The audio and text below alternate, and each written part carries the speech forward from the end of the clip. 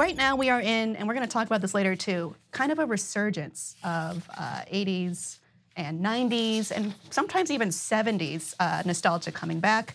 We are seeing adaptions of Time Bandits coming into the works. Dark Crystal is getting a prequel series over at Netflix. Labyrinth is getting a movie done, though thankfully not with anyone trying to replay or play the Goblin King this time, because I think that would be impossible. Well, look, you're talking to a person who grew up on all these movies. So what would you like to see come back? I love these movies. I like, you know what I really like? I like the idea of Time Bandits, because when you listen to Terry Gilliam talk about that story, it's not a guy and a bunch of little people. The question asks, what if God had a bunch of janitors and they went around from era to era through these portholes to clean up his messes? And what if they weren't like morally centered and they decided just to steal everything from everywhere? And that's Time Bandits. Because that's what we would all do.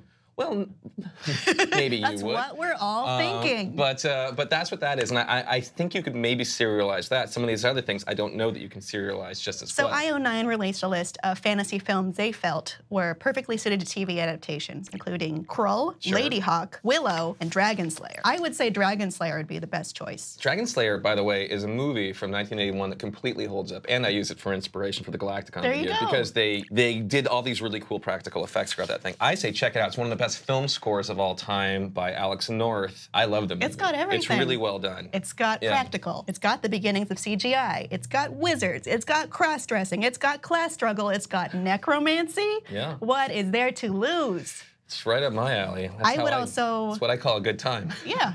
It's a party. I would like to see The Last Unicorn redone as a show. Yeah. Yeah. That's easy to say. I'm sitting here as a TV maker, and I think, what a headache. How do I take these characters and how do I keep them in some frozen moment?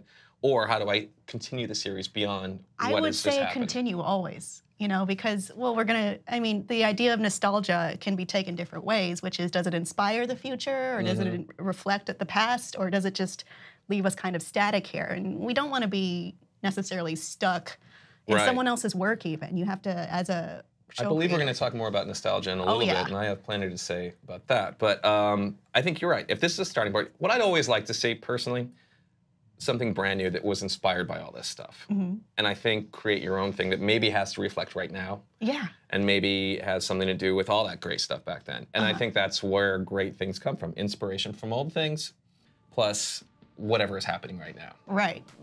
You don't just want to, restate what's already been stated. Did you like this video? Great! Never miss another Nerd Alert video by hitting the subscribe button below and ring the bell to get notified whenever we publish a new video.